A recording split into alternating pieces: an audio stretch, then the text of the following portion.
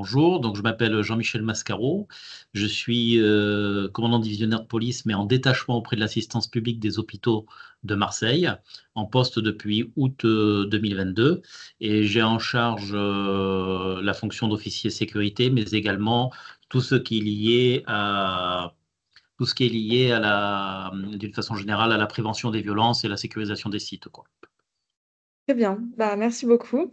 Alors, oui, donc on a vu, si on est connecté aujourd'hui, c'est pour parler d'une actualité, qui a, touché le sud de la France, ces derniers jours. Donc on parle, des incendies et des feux de forêt et donc, est-ce que vous pouvez nous parler de la situation actuelle dans les hôpitaux de Marseille, suite à ces incendies, survenus, ces derniers jours? Oui, tout à fait. Alors, d'abord, au préalable, je vais vous brosser un petit périmètre quand même qui regarde l'assistance publique des hôpitaux de Marseille. Il faut savoir que quand sous ce vocable sont réunis quatre hôpitaux, Nord, Timone, Conception, Sud, une plateforme de la logistique, 12 instituts de formation et quatre centres de santé qui sont externalisés dans différents quartiers. Donc voilà, c'est ce grand périmètre et évidemment, dès l'instant où il y a une crise, quasiment l'ensemble, enfin en tout cas une crise naturelle de ce type, l'ensemble des protagonistes sont concernés. Aujourd'hui, la situation est redevenue à la normale, la crise est passée et on a juste un point de vigilance parce qu'on a pu noter que les particules fines étaient très très présentes au moment de l'incendie et donc on a un point de vigilance notamment au niveau du service des urgences pour voir s'il n'y a pas un afflux plus fort que d'habitude de gens qui sont asthmatiques et qui ont des problèmes respiratoires. Pour l'instant, rien n'est remonté de cet ordre-là. Très bien et donc, quels ont été les principaux enjeux? Alors pour nous, les enjeux étaient de plusieurs ordres. On avait d'abord à s'assurer que nos personnels et nos sites étaient en sécurité, parce que en effet, nous avions un centre de santé qui était dans le 16e, c'est-à-dire dans l'arrondissement de la crise la plus prégnante. Nous avions l'hôpital Nord, nous avions un institut de formation et la plateforme de la logistique qui sont dans le 15e, qui est l'arrondissement qui est juste après. Et il s'agissait de faire en sorte de respecter les consignes qui étaient envoyées par la préfecture, consignes de confinement. Donc voilà, les gens demandaient, les agents, enfin les autorités des différents sites nous demandaient la conduite à tenir. Et évidemment, il fallait se conformer à cette conduite, puisque le but de la manœuvre, c'était de ne pas encombrer les voies de circulation et laisser les pompiers et les forces de l'ordre œuvrer au fur et à mesure. Après cet enjeu-là, on avait évidemment à se préparer à un afflux massif potentiel de victimes. Donc pour ça, c'était faire un recensement rapide des lits disponibles, des services qu'ils pouvaient fournir, tant au niveau de la PHM, mais aussi au niveau des hôpitaux de la ville, mais également au niveau des départements voisins. On a même été demander des disponibilités du côté de Nice. Donc, pour se préparer au dimensionnement de la catastrophe. Le SAMU a évidemment été immédiatement mobilisé puisque il a même dépêché un personnel auprès de la cellule opérationnelle départementale et il s'est mis évidemment aux avant-postes pour pouvoir traiter les blessés si nécessaire et également préparatif de tout ce qui est service des urgences sur les différents hôpitaux et les services de soins critiques. Nous avions également à faire le point sur les personnels parce qu'il s'agissait de savoir si ils étaient impactés par le feu, s'ils pouvaient rentrer chez eux à la fin de leur vacation ou non, que les personnels qui étaient censés prendre la relève le soir, est-ce qu'ils pouvaient se déplacer ou non, et tous les patients aussi également, faire un point au niveau des patients comment dirais-je, qui étaient présents à l'hôpital et qui devaient se rentrer chez eux. Et ceux qui devaient aller plus vers le nord, vers le 16e, évidemment, c'était compliqué. Et donc envisager des solutions de repli, donc ouverture des selfs, mise à disposition d'un certain nombre de logistiques pour pouvoir les héberger le temps nécessaire. Très bien, très bien. On a pu voir donc le ministre de l'Intérieur, Bruno Retailleau, il a alerté que cet été serait un réel risque au niveau des incendies, ce n'est qu'un début. Et donc, comment l'hôpital, en tout cas à Marseille, va se préparer face à ces risques?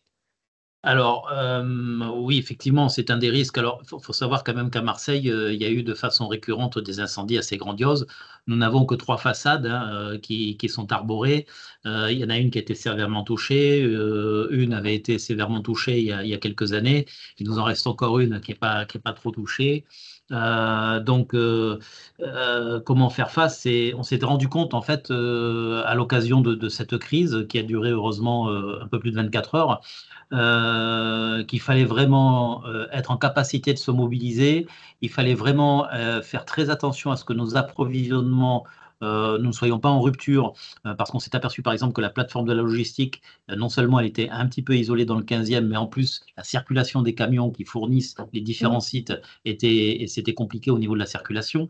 Donc voilà, fort de cette expérience, on s'aperçoit que, in fine, dans ces périodes-là, qui sont des périodes assez d'affluence dans le sud, mais en plus, avec ces crises-là, il faut vraiment qu'on soit vigilant en permanence. Et je pense que pour le reste de l'été, c'est ce qu'il va falloir faire et s'assurer aussi de la continuité de l'encadrement.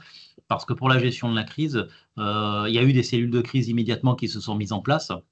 Et pour le coup, c'était très intéressant d'avoir le staff d'encadrement qui a l'habitude de pouvoir répondre à la demande et d'anticiper même les demandes qui nous étaient faites. Très bien.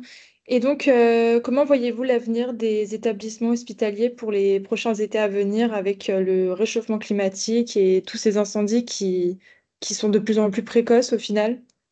Alors, réchauffement climatique, j'ose espérer qu'il nous touchera différemment, parce que si c'est par les incendies, c'est vrai que ça va être dramatique pour notre région.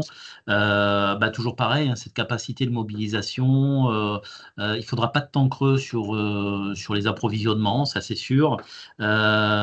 Toujours maintenir cette solidarité également, hein, parce que vraiment, je tiens à le souligner, dès l'instant où ça a commencé, on s'est mis sur le qui-vive et l'ensemble des hôpitaux de Marseille et même des départements, par exemple Toulon pour le dire, qui est un hôpital militaire, a fait savoir immédiatement qu'il se tenait prêt à recevoir des personnels militaires s'ils étaient soignés. S'ils étaient pardon, blessés, brûlés dans la lutte contre l'incendie. L'Aveyron, pareil, mais on a tous les autres hôpitaux qui se sont spontanément mis à notre disposition en nous faisant état de leurs lits disponibles, ce qui quand même pendant la période d'été, avoir des lits disponibles est une prouesse, hein. Donc c'est pour ça Oui. que c'est vraiment une quête qui est délicate. Et je veux dire, faudra l'avoir présent à l'esprit, surtout quand toutes les conditions sont réunies, c'est-à-dire dès qu'on a chaleur, une période de chaleur suivie de vent. Voilà, c'est le vent a été catastrophique, hein. Et donc, eh bien, quelles préconisations pouvez-vous nous partager?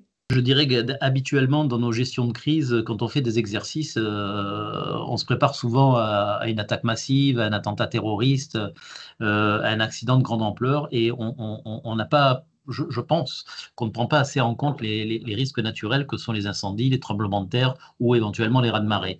On a toujours l'impression que c'est pour les autres et que ça arrive aux autres, et force est de constater que, comme ils induisent des risques particuliers, ils induisent des conséquences particulières, eh bien, il ne faut pas oublier de l'intégrer dans les exercices parce que, encore une fois, on l'a vu, je sais qu'à la PHM, on en fait régulièrement d'une façon générale, les cellules de crise sont équipées, elles se sont mises en place naturellement, les gens ont communiqué naturellement, c'était très fluide entre nous et c'était très fluide avec tous les acteurs, que ce soit avec l'ARS, que ce soit avec la préfecture, que ce soit avec la ville. Je veux dire, le réseau a fonctionné à plat et on était vraiment dans la communication à l'instant T. Et la communication à ce moment-là, elle est vraiment capitale parce que les gens ont des réels besoins, des réelles attentes, et il faut être en capacité de leur apporter la bonne information. Donc voilà, donc c'est autour un petit peu de ce contexte qu'il faut se préparer également et rassurer les gens parce que, évidemment, l'incendie qui attaque Marseille, il y a tout un tas de personnels qui peuvent être affectés, et notamment ça a été le cas a posteriori, hein, qui peuvent être affectés, donc être en très grande détresse par rapport aux risques potentiels pour leur famille et leurs biens. Très bien. Eh bien, merci beaucoup pour ces conseils. Merci beaucoup et au revoir. Merci, au revoir.